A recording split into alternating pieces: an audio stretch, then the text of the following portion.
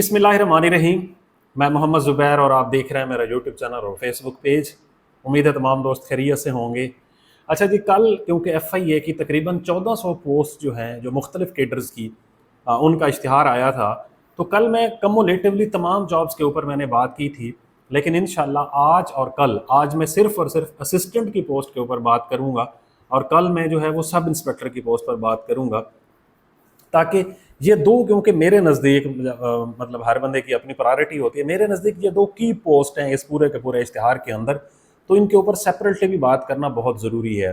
दूसरा ये है कि मैं इसका थोड़ा सा कंपैरिजन भी आपको ड्रा करके दूंगा। जो पंजाब के अंदर हमारे पास असिस्टेंट की सबसे अच्छी सीट होती है, असिस्टेंट SNGAD की, तो उससे भी इसका क्या कंपैरिजन है ये भी मैं करता हूँ। तो सबसे पहले तो असिस्टेंट की पोस्ट है FIA के अंदर, ये BS15 की जॉब है। मतलब 15वें स्केल की जॉब है। टोटल नंबर ऑफ़ पोस्ट जो है वो 21 हैं, और इसमें पूरे पाकिस्तान से मुख्तलिफ जो सूबे हैं पाकिस्तान के, लाइक मेरठ की सीट है, फिर पंजाब की, फिर rural Sindh, urban Sindh, KP Balochistan और AJ के।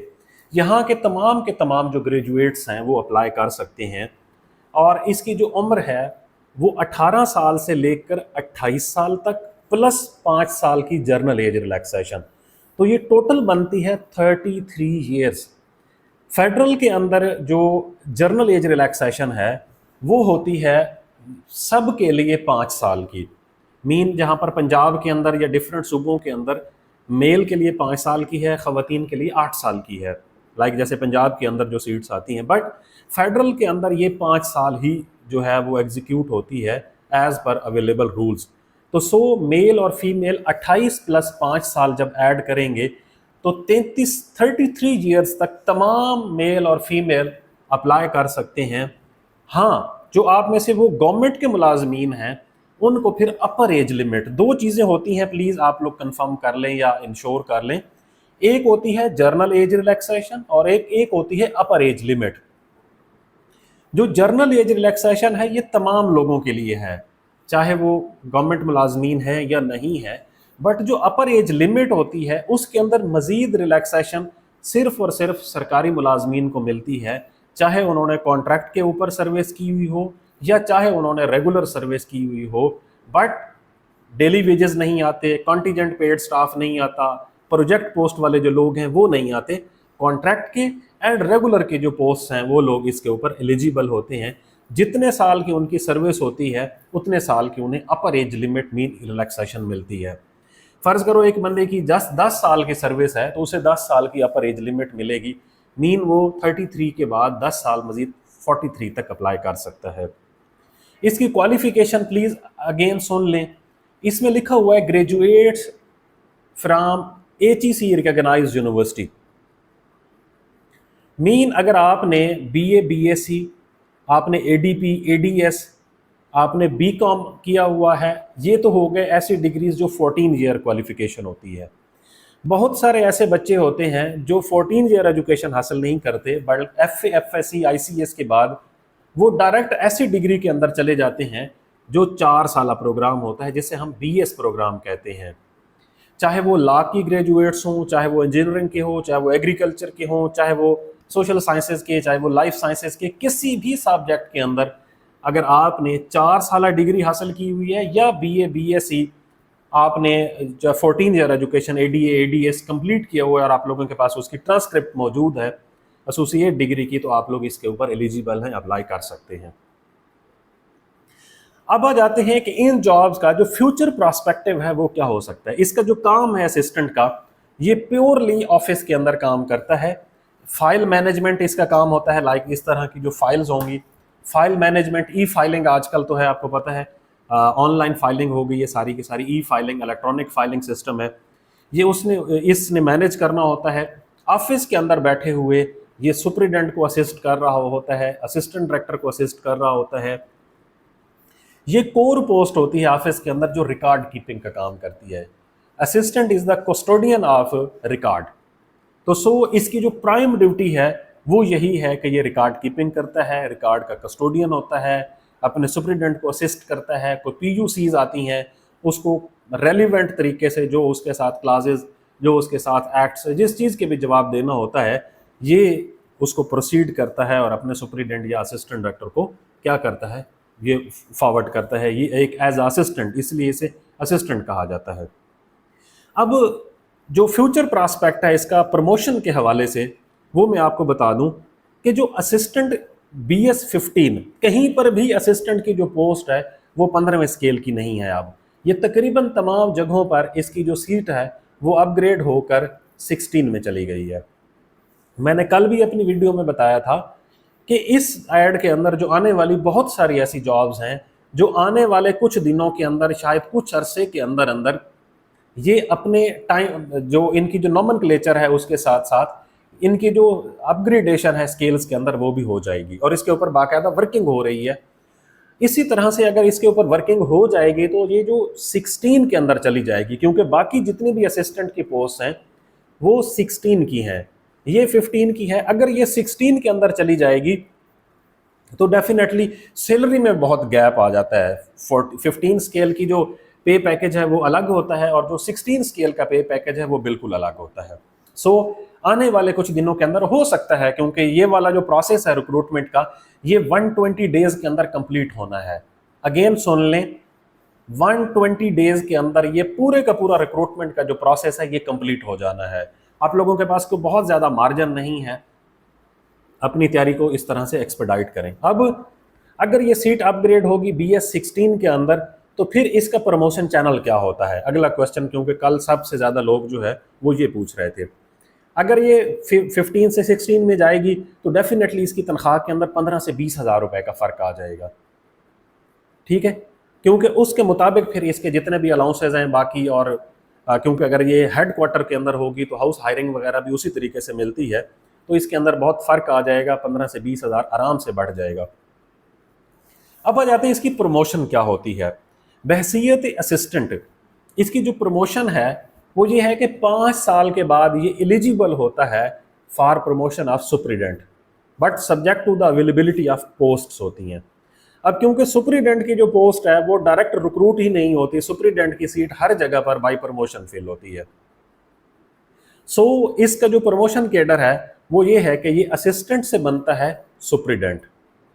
एलिजिबिलिटी मैंने बता दी है, जरूरी नहीं है कि 5 साल के बाद इसकी प्रमोशन हो जाए, बट ये एलिजिबल हो जाता है 5 साल की रेगुलर सर्विस के बाद, क्योंकि ये डे फर्स्ट से रेगुलर जॉब्स हैं। तो सुपरिटेंडेंट के लिए जब ये सुपरिटेंडेंट बनता है तो वहां पर 2 से 3 साल के बाद ये एज अ असिस्टेंट डायरेक्टर चला जाता है। मीन सुपरिटेंडेंट के बाद इनके 2 कैडर बन जाते हैं 17 के अंदर, कुछ सुपरिटेंडेंट रहते हैं और कुछ प्रमोट होकर फिर असिस्टेंट डायरेक्टर बनते हैं। फिर उनमें से कुछ लोग ऐसे होते हैं जो असिस्टेंट डायरेक्टर से डिप्टी डायरेक्टर भी बनते हैं।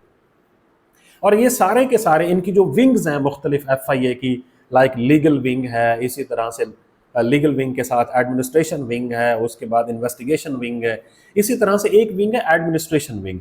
तो ये रहते एडमिनिस्ट्रेशन विंग के अंदर ही है। तो एडमिनिस्ट्रेशन विंग के अंदर इनमें से कुछ लोग ऐसे हैं जो डिप्टी डायरेक्टर्स तक भी चले जाते हैं। इसका मतलब ये है कि ये डाइंग केडर नहीं है, इसकी प्रमोशन के चांसेस भी मौजूद है। अब हम आ जाते हैं कि क्या इन पोस्ट का, अच्छा अगला जो है इसका जो टेस्ट है असिस्टेंट की पोस्ट का, वो ये है कि 100 नंबर का MCQs पेपर होगा। कल का बहुत सारे लोग जो हैं वो ये कह रहे हैं कि इसका 60 नंबर का पेपर होना है। जी 60 नंबर का पेपर नहीं होगा, इसका पूरे के पूरे 100 नंबर का पेपर होगा, पहली बात। दूसरी बात, इसका जो रिटन टेस्ट है, बाकायदा लफ्ज मेंशन है रिटन टेस्ट। अब जो रिटन टेस्ट है उन्होंने लिखा हुआ है कि ये कंप्यूटर बेस्ड आप लोगों का टेस्ट होगा। ये इस प्रोबेबिलिटी के साथ मैं एग्री करता हूं कि हो सकता है कि लाइक जैसे PMA के कोर्सेज होते हैं, या आप एयरफोर्स के अंदर रिक्रूटमेंट होती है, या पाकिस्तान आर्मी के अंदर जो रिक्रूटमेंट होती है, आप जाते हैं कंप्यूटर के ऊपर लॉगिन करते हैं और आप वहां पर क्या करते हैं, आपका टेस्ट होता है। इससे ये प्रोबेबिलिटी है, बट ये 100% नहीं है कि ऐसा ही होगा। मेरे नज़दीक ये है कि आप लोगों का रिटन टेस्ट होगा। कंप्यूटर बेस्ड टेस्ट से मुराद ये होता है कि आपकी OMR शीट होती है और OMR शीट कंप्यूटर स्कैनिंग के थ्रू आपका रिजल्ट कंपाइल करती है। रिटन टेस्ट होगा किसी न किसी लाइक, जैसे आप देखेंगे कि आपको मालूम है कि इन्होंने बाकायदा जो नेशनल पुलिस फाउंडेशन है उसके अंदर एक टेस्टिंग सर्विस कायम की गई है जो कि ऑलरेडी काम कर रही है बहुत अरसे से। आपने देखा होगा कि वो टेस्ट आपकी कंडक्ट करवाएगी। उसकी टाइप हो सकती है कि आपका ऑनलाइन टेस्ट हो जाए, ये भी हो सकता है, लेकिन ज़्यादातर चांसेस ये हैं कि इसका आप लोगों का हार्ड कॉपी टेस्ट होगा बाकायदा बुकलेट मिलेगा, आप OMR शीट फिल करेंगे और OMR शीट जो है वो आप लोगों की लाइक जैसे NTS, CTS, PTS, public service commission, FPSC के अंदर होती है, तो आप उसको आपका जो टेस्ट जो है उस तरह से स्कैन होता है और रिजल्ट कंपाइल हो जाता है। 100 नंबर का टेस्ट होगा जी पूरा। अगली बात जो है वो ये है कि ये जर्नल नॉलेज बेस्ड टर्म इस्तेमाल होती है, जर्नल नॉलेज, जिसके अंदर इंग्लिश भी होगी, जिसके अंदर मैथ भी होगी, जिसके अंदर एनालिटिकल रीजनिंग भी होगी, इस्लामियात भी होगी, पाकिस्तान स्टडी भी होगी, जनरल नॉलेज के साथ साथ करंट अफेयर भी होगा। ये वो तमाम पोर्शंस हैं जो इसके अंदर ऐड होंगे। अब अगला क्वेश्चन ये है कि इसके अंदर किसी भी किस्म की कोई मेडिकल फिटनेस रिक्वायर्ड नहीं है, किसी भी किस्म की कोई हाइट की रिक्वायरमेंट्स नहीं है। अगर आप में से कोई बंदा डिफरेंटली एबल पीपल है वो भी इसके ऊपर अप्लाई कर सकता है। अगर आप में से किसी बंदे के ग्लासेस लगे हुए हैं वो भी इसके ऊपर अप्लाई कर सकता है। कलर ब्लाइंड बाज़ औक़ात एक हमारे यहाँ एक कॉमन सी बीमारी है पूरी दुनिया के अंदर, कलर ब्लाइंडनेस। कोई ऐसा बंदा है जो कलर ब्लाइंड है वो भी इसके ऊपर अप्लाई कर सकता है, तो ऐसी कोई कबाहत नहीं है, आप तमाम लोग अप्लाई कर सकते हैं। अच्छा, इसी जो हमारा ये तैयारी जो है आपने कैसे करनी है मैंने सारा बता दिया। इसी के ऊपर हमारा सेशन भी इंशाल्लाह जुम्मे वाले दिन से शुरू होगा, इसी जुम्मे को 24 तारीख को, जिसकी 4000 रुपये फ़ीस है टोटल, और उसकी ऑनलाइन क्लासेस होंगी जिसके अंदर टेस्ट वगैरह भी शामिल होंगे। 2 महीना इसका टोटल ड्यूरेशन है।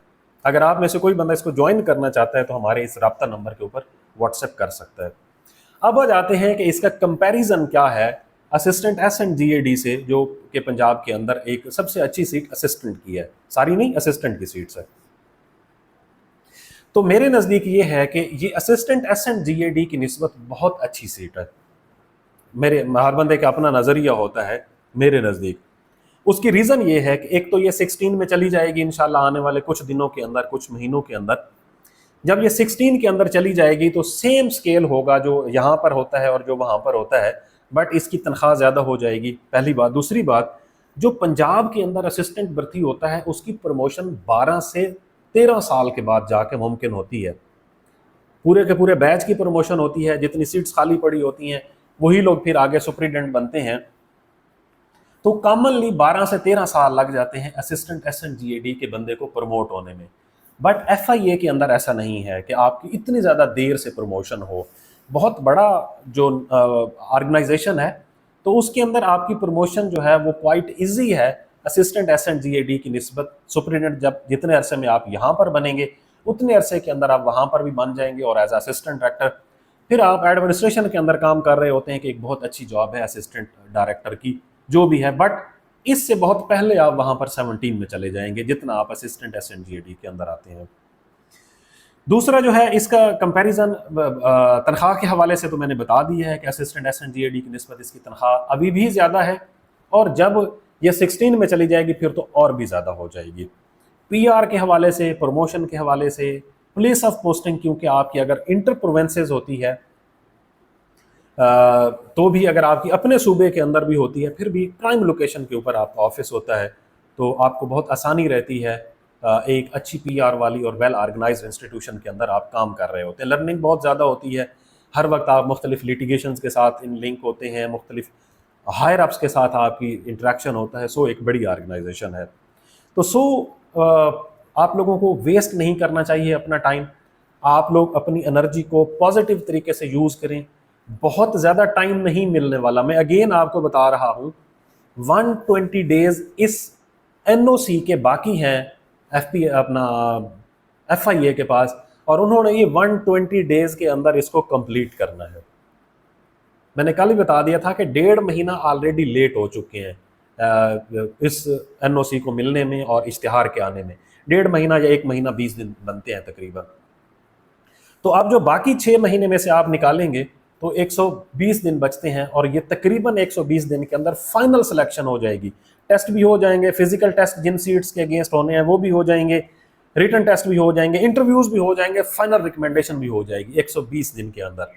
आगे जाकर जब ये लोग रिक्रूट होते हैं फिर इनकी बहुत अच्छी ऑर्गेनाइजेशन के अंदर ट्रेनिंग्स होती हैं, और ट्रेनिंग के साथ साथ फिर जब इनकी पोस्टिंग होती है तो ये एक बहुत अच्छी ऑर्गेनाइजेशन है, बहुत अच्छी जॉब है। सो 21 सीट्स हैं टोटल।